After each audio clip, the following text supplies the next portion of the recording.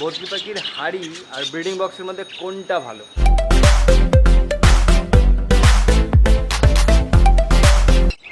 Hello guys, very good morning সবাইকে। Welcome back to backbencher bachelor. আশা করি সবাই ভালো আছো, সুস্থ আছো এবং মজায় আছো।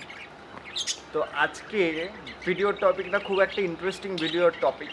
তো ব্যাপারটা হয়েছে, তোমরা অনেকেই বদ্রি পশু, ঠিক আছে? তো তারা হাড়ি আর বক্স দুটোর মধ্যে একটু কনফিউজ হয়ে যাবে। তো তাদের জন্য আজকে এই ভিডিওটা খুব ইম্পর্টেন্ট হতে চলেছে। পুরো ভিডিওটা লাস্ট অবধি দেখবে আর চ্যানেলটাকে অবশ্যই সাবস্ক্রাইব করবে। আমি তোমাদের কাছে একটাই আবেদন করব, চ্যানেলটাতে ভিজিট করবা, ভিডিওটা দেখবে আর চ্যানেলটাকে সাবস্ক্রাইব না করে যাবে না। অবশ্যই সাবস্ক্রাইব করবে। সাবস্ক্রাইব, তোমাদের একটা সাবস্ক্রাইব আমাকে প্রচুর মোটিভেট করে ভিডিও করার জন্য। তো প্লিজ সাবস্ক্রাইব ব্যাকবেঞ্চার ব্যাচেলার, ঠিক আছে? পুরো ভিডিওটা দেখতে থাকো আর চ্যানেলটাকে সাবস্ক্রাইব করো। তো তোমাদেরকে যেটা বলছিলাম সেটা হচ্ছে বদ্রি পাখি আমরা সবাই পুষি, কম বেশি সবাই দেখেছি। তো বদ্রি পাখির ব্রিডিং পারপাসের জন্য কয়েকটা ছোট ছোট কথা বলবো। ব্যাপারটা হচ্ছে, বদ্রি পাখিতে আমরা সবাই সচরাচর হাড়ি দিয়ে থাকি, হাড়ি। আর অনেকে থাকে যারা বক্স প্রোভাইড করে। এবার বক্স আর হাড়ির মধ্যে অনেক ডিফারেন্স আছে, বলে দিই। প্রথমত দামের, একটা হাড়ির দাম তোমার 25 থেকে 30 টাকা পড়বে, আর একটা বক্সের দাম তোমার 100 থেকে 150 টাকা পড়বে।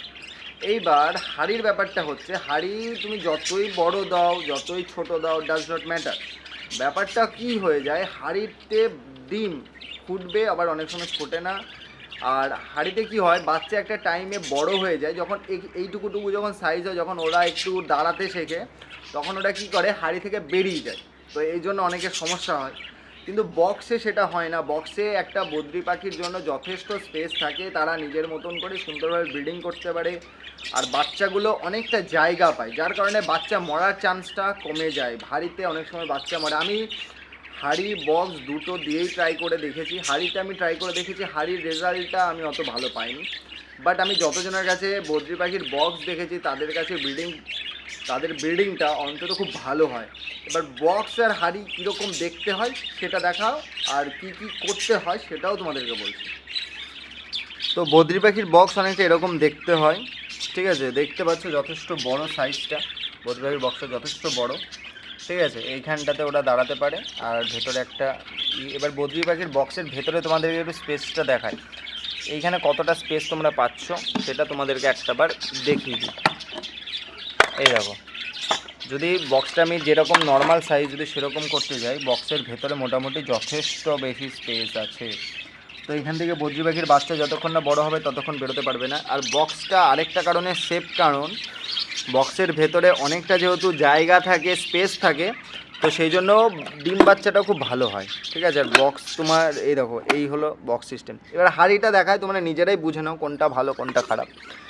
প্রথমত এই হলো একটা হাড়ি, যেটা পারফেক্ট বদ্রি পাখির হাড়ির সাইজ। হাড়ির ভিতরের একবার স্পেসটা দেখো, সেরকম একটা হাইফাই স্পেস নেই।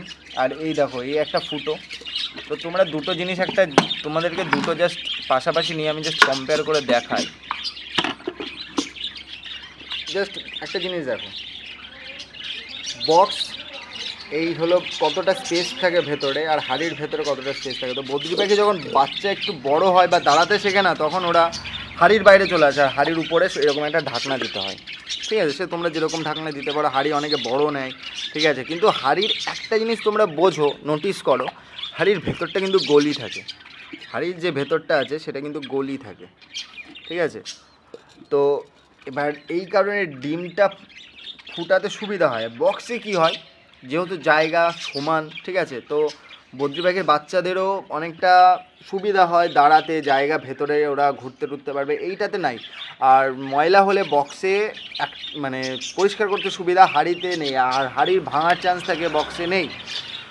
তো বদ্রি পাখির বক্স আমার রেকমেন্ডেশন যদি বলো, আমি বলবো পয়সা যখন খরচা করছো পাখির পেছনে, তাহলে বক্স দিয়ে বক্স প্রোভাইড করাই ভালো। আর যারা চাইছো যে কম পয়সায় বদ্রি ভালো চাষ করব, তাদেরকে আমি কয়েকটা কথা বলতে চাই। সেটা হলো, তোমরা যদি ভাবো কম খরচায় বদ্রি পালন করবে, সেটা করতে পারো, সেটা কোনো বড় কথা না। বদ্রি পাখি সব কিছুই খায় মোটামুটি, সবুজ শাক থেকে শুরু করে ওদের যেই খাবার আছে সেটাও ভালোই খায়।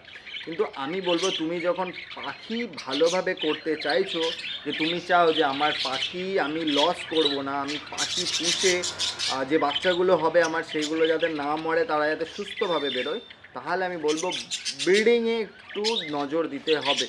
কীরকম নজর দিতে হবে? পাখির পেয়ার ভালো দিতে হবে, ভালো করে পেয়ারিং করতে হবে, পাখিগুলোকে বক্স দিতে হবে, বক্সে ভালো ব্রিডিং করতে পারে, ঠিক আছে? আর পাখিদের খাবারের দিকটাও নজর দিতে হবে। সব কিছু যদি ঠিকঠাক থাকে তাহলে বদ্রি পাখির পিছনে তুমি যতটুকু খরচা মিনিমাম করা যায় সেটুকু করে ভালো ডিম বাচ্চা পাবে, ঠিক আছে? ব্রিডিং পারপাসে বললাম। আর যারা শখের জন্য পাখি পুষছো তাদেরকেও একটা কথা বলবো, বক্সটা দেখতে ভালো লাগে, বক্সটাতে পাখিগুলো খুব স্বাচ্ছন্দ্যভাবে থাকতে পারে। এবার আমি তোমাদেরকে একটা ছোটো কথা বলি, পাখিদেরও ইমোশান আছে, পাখিরাও টেমড হয়, যেহেতু বদ্রি পাখি খুব ভালো টেমড হয়, তো ইমোশান না থাকলে তো টেমড হয় না। তো আমি কি বলবো, তোমাদেরকে যদি একটা ছোটো ঘরে রেখে দেওয়া হয়, তোমরা কি সেখানে যদি সেরকমভাবে ভালোভাবে থাকতে না পারো কেমন লাগে? সেরকমই পাখিদের জন্য একটু স্পেস দাও, একটা খাঁচায়, একটা ছোটো খাঁচায় 1 ফুট বাই 2 ফুট বা 1 ফুট বাই 1.5 ফুটের খাঁচায় যদি বদ্রি পাখি ভালো করে পুষতে চাও, ঠিক আছে, সেখানে একজোড়া রাখো, একটা বক্স প্রোভাইড করো, ঠিকঠাক খাবার দাও, জল দাও, তোমার পাখি এমনিই ভালো ব্রিড করবে, পাখিগুলোও ভালো থাকবে। তো আমার মনে হয় তুমি যখন কিছু পাখি দায়িত্ব করে নিয়ে আসছো, তাদের প্রতি তোমার দায়িত্ব থাকার কথা, ঠিক আছে? বদ্রি পাখির লাইফ স্প্যান 5 থেকে 7 বছর হয়, ঠিক আছে, কিন্তু বদ্রি পাখি অনেক সুন্দর দেখতে হয়, তারা খুব ভালো হাতে টেমড হয়, তো তাদের একটু দেখাশোনা করাটা দরকার। তো তোমাদের যদি ভিডিওটা ভালো লেগে থাকে, ভিডিওটা লাইক করবে, আর চ্যানেলে অবশ্যই আসলে চ্যানেলটাকে সাবস্ক্রাইব করবে, সাবস্ক্রাইব না করে প্লিজ যাবে না, তোমাদের একটা সাবস্ক্রাইব আমাকে প্রচুর মোটিভেট করে। তো দেখা হচ্ছে আমাদের নেক্সট ব্লগটাও হতে চলেছে ইন্টারেস্টিং, তো স্টে টিউন, দেখা হচ্ছে নেক্সট ভিডিওতে।